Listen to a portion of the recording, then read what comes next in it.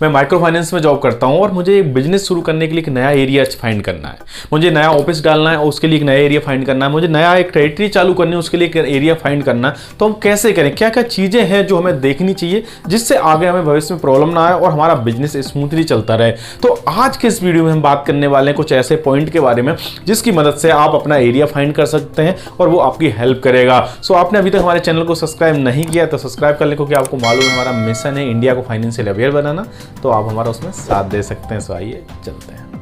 नमस्कार दोस्तों, मैं हूं शैलेंद्र और स्वागत है आपका मार्केट मिशन चैनल में। जैसा कि हम बात कर रहे थे कि माइक्रो फाइनेंस में अगर मैं जॉब करता हूं और मुझे नया ऑफिस शुरू करना है, नई टेरिटरी शुरू करना है, नया एरिया शुरू करना है, तो हमें क्या ऐसी चीज़ें देखनी चाहिए जिसकी मदद से हम भविष्य में अपना काम सही से कर पाएँ और जिसकी मदद से हम अपना जो बिजनेस है वो अच्छे से प्रोडक्टिव ला पाएँ। तो ऐसे कौन से वो चीज़ें हैं जो हमारे देखना जरूरी है। हालांकि आप लोग माइक्रो फाइनेंस काम कर रहे हैं, काफ़ी लोगों का एक्सपीरियंस भी होगा, काफ़ी लोग जानते होंगे, और आज मैं चाहता हूँ कि आपको कुछ ऐड कर पाऊँ, कुछ नया सा बता पाऊँ। तो आज की इस वीडियो में पूरा टोटली जानेंगे कि हम माइक्रो फाइनेंस जॉब कर रहे हो, नया ऑफिस खोलना, नया एरिया चालू करना, तो क्या क्या चीजें हैं जो हमें जाननी चाहिए और हमें पता होनी चाहिए। तो वीडियो में अंत तक बने रहें, पूरा देखें, स्किप ना करें, कहीं आपसे कुछ इंपोर्टेंट छूट ना जाए, और पसंद आए तो लाइक जरूर करिएगा। सो चलिए शुरू करते हैं। और इस वीडियो में टोटल हम 7 पॉइंट में बात करेंगे और 7 पॉइंट की मदद से जानेंगे कि किस तरीके से हम अपना एरिया फाइंड कर सकते हैं। तो इसमें आप सबसे पहले पॉइंट की हम बात करेंगे डिमांड, यानी हम जो एरिया शुरू करने वाले हैं वहां पे हम ये देखेंगे कि वहां डिमांड क्या है, यानी कस्टमर जो वहां लोग रह रहे हैं उनकी क्या डिमांड है, किस तरीके की डिमांड है वहां पे, यानी उनका लिविंग स्टाइल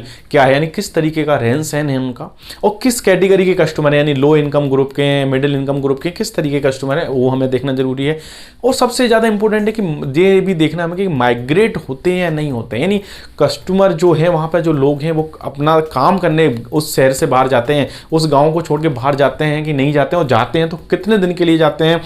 और घर में कौन रहता है और किस तरीके से अपने घर का उन्होंने मैनेजमेंट जमा के रखा है, और जाते हैं तो कितने टाइम बाद आते हैं, और वहाँ पे किस तरीके से उन्होंने अपना जो बना के रखा है। तो ये हमें देखना बहुत ज़रूरी है कि कस्टमर की डिमांड क्या है, किस तरीके का लाइफ स्टाइल है। अपने इसमें दूसरे पॉइंट की बात करेंगे सप्लाई। देखिए सप्लाई किस तरीके की है उस एरिया में, मतलब उस एरिया में किस तरीके की फाइनेंस कंपनियां, कितनी फाइनेंस कंपनियां हैं, उनका वॉल्यूम क्या है, कितना बिजनेस करते हैं, हर महीने साल में कितना बिजनेस करते हैं, और वहाँ का एक्सपीरियंस कैसा है। उनका एक्सपीरियंस जानने के लिए हम उनके स्टाफ से, वहाँ के लोगों से मिल सकते हैं, और जो भी कंपनियां हैं वहाँ पे जाके उनके ऑफिस से भी हम पता कर सकते हैं कि किस तरीके का काम होता है एरिया में।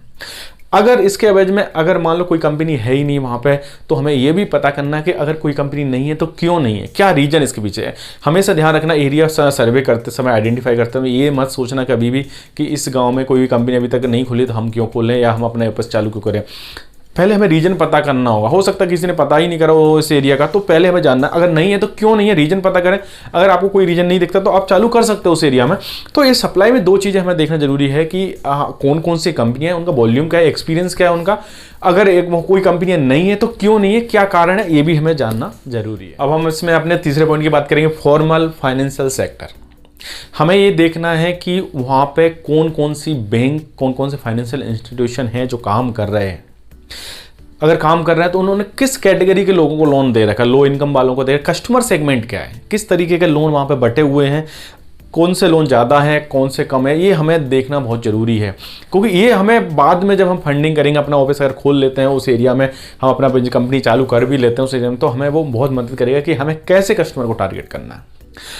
तो जो फाइनेंशियल सेक्टर है उसमें हमें ये देखना जरूरी है कि कौन कौन सी बैंकें हैं वहाँ पे, है ना, और कौन कौन से फाइनेंशियल इंस्टीट्यूशन है, उनका किस तरीके के कस्टमर को उन्होंने लोन दे रखा है, क्या सेगमेंट है कस्टमर सेगमेंट का, ये हमें जानना बहुत ज़्यादा जरूरी है। अब इसमें हम अपने 14 पॉइंट की बात करेंगे क्रेडिट रिकॉर्ड। देखिए क्या है कि अगर हम कोई कंपनी चालू कर रहे हैं, किसी एरिया नया चालू कर रहे हैं, टेरिटरी चालू कर रहे हैं, तो क्रेडिट रिकॉर्ड जानना जरूरी है। यानी जो भी हम एरिया सर्वे करेंगे वहाँ पर हमें ये जानना जरूरी है कि अगर जो भी दूसरी कंपनियाँ काम कर रही हैं, फाइनेंस कंपनियाँ जो भी हैं या बैंक हैं काम कर रही हैं, उनका पेमेंट रीपेमेंट रिकॉर्ड कैसा है, यानी वहाँ की क्रेडिट हिस्ट्री क्या है, लोगों की किस तरीके के मेंटलिटी के लोग हैं, कैसे पैसा भरते हैं, नहीं भरते हैं, ओडी कितना लगता है, समय पे पैसा आ जाता है, नहीं आ जाता है, आता है तो कितने दिन बाद आ जाता है, तो ये जानना हमारे लिए बहुत ज़्यादा जरूरी है। उसके हिसाब से आगे हमें किस तरीके से लोन डिस्बर्समेंट करना वहाँ पर, तो हमारे लिए बहुत काम आएगा। तो कभी भी एरिया सर्वे करें, आइडेंटिफाई करें, ये चीज़ भी ध्यान में रखें कि हमें वहाँ के क्रेडिट रिकॉर्ड भी देखना है कि वहाँ का रीपेमेंट ट्रैक कैसा है, किस तरीके के कस्टमर हैं और पैसा किस तरीके से हमारा वापस आता है। अब हम इसमें अपने 5वें पॉइंट की बात करेंगे लॉ एंड ऑर्डर। देखिए कोई भी एरिया में चालू करने से पहले हमें ये वहाँ का जानना बहुत ज़रूरी है कि लॉ एंड ऑर्डर क्या है, यानी जो भी एरिया है वहाँ पे किस तरीके के लोग हैं,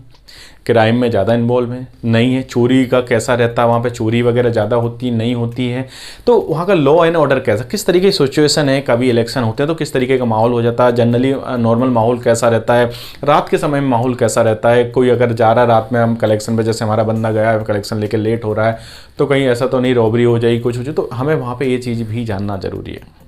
लॉ एंड ऑर्डर हमेशा समझना चाहिए कभी भी कोई भी नया एरिया चालू करें, क्योंकि लॉ एंड ऑर्डर के हिसाब से जैसे हम भविष्य में बिजनेस चालू करेंगे,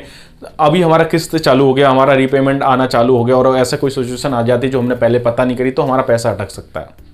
तो हमें यह बहुत ही जानना जरूरी है कि लॉ एंड ऑर्डर उस जगह का कैसा है, वहाँ कौन सी पॉलिटिकल पार्टी काम कर रहे हैं और वहाँ पे किस तरीके का माहौल रहता है हमेशा। तो इस जनरली चीज़ें आपको सर्वे करेंगे तो आपको पता चल जाएगी और ये जानना हमारे लिए बहुत ज़्यादा जरूरी है, जिससे हमें भविष्य में दिक्कत नहीं आए, हमारे रीपेमेंट में भी दिक्कत ना आए। अब हम इसमें अपने 6वें पॉइंट की बात करेंगे कि फिजिकल इंफ्रास्ट्रक्चर, यानी वहाँ का इंफ्रास्ट्रक्चर कैसा है, रोड की कनेक्टिविटी कैसी है, जैसे एरिया में हम चालू करने वाले हैं वहाँ की रोड कैसी है, यानी हम वहाँ पहुँचने का साधन क्या है, हाईवे से कैसे कनेक्ट है, बड़े शहर से कैसे कनेक्ट है, किस तरीके का रोड है, वहाँ पे कभी भी हम जा सकते हैं नहीं जा सकते हैं, लाइट की कैसी व्यवस्था है, वहाँ पे इंटरनेट है या नहीं है, मोबाइल का सिग्नल्स आते हैं नहीं आते हैं, वहाँ पे अगर हमें रेंट के लिए कोई ऑफिस चाहिए तो मिल सकता है या नहीं मिल सकता, क्या तरीका है वहाँ पे, किस तरीके के माहौल है, किस तरीके के घर बने हुए हैं, किस तरीके की सिटी बनी हो, तो ये हमारे लिए बहुत जरूरी हो जाता है जानना। ऐसे ही हमें छोटी छोटी चीज़ें जानना जरूरी है अगर हम कोई नया एरिया शुरू कर रहे हैं, क्योंकि देखिए कनेक्टिविटी अच्छी होगी तो हम रात में भी जा सकते हैं, सुबह भी जल्दी जा सकते हैं,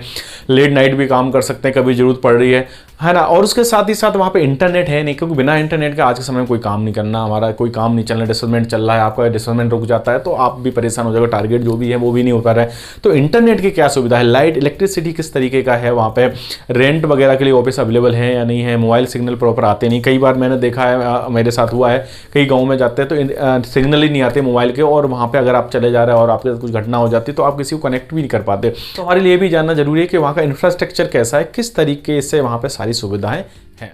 अब हम इसमें अपने 7वें पॉइंट की बात करेंगे, नेचुरल डिजास्टर। देखिए नेचुरल डिजास्टर ये जानना बहुत ज़रूरी है, कई बार हम ये चीज़ इग्नोर कर देते हैं, जब हम एरिया आइडेंटिफाई करते हैं, सर्वे करते हैं तो जनरली हम ये चीज़ पूछना भूल जाते हैं, पूछते ही नहीं, क्योंकि देखिए हम जब भी सर्वे करते हैं उस समय सब कुछ सही रहता हुआ, तो हम ऑब्जर्व करते हैं कि हमेशा ऐसे ही रहना, ऐसा नहीं है।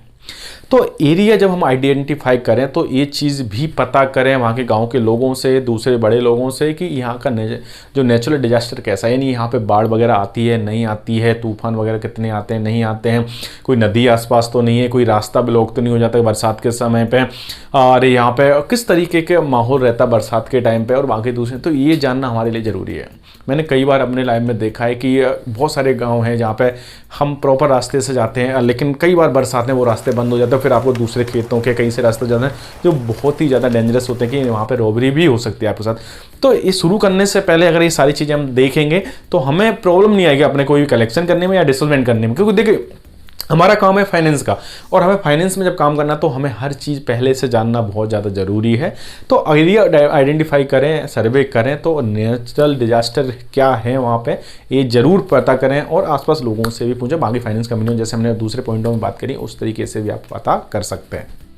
सो हमने अभी ये टोटल 7 पॉइंट में बात करी, तो 7 पॉइंट वो कौन से एक बार देख लेते हैं। डिमांड है, फिर दूसरा सप्लाई है, तीसरा फॉर्मल फाइनेंशियल सेक्टर है, चौथा हमने बात करी थी क्रेडिट रिकॉर्ड की, 5वीं हमने बात करी थी लॉ एंड ऑर्डर की, एंड 6वीं बात करी थी हमने फिजिकल इंफ्रास्ट्रक्चर की, और 7वीं बात करी थी हमने नेचुरल डिजास्टर की।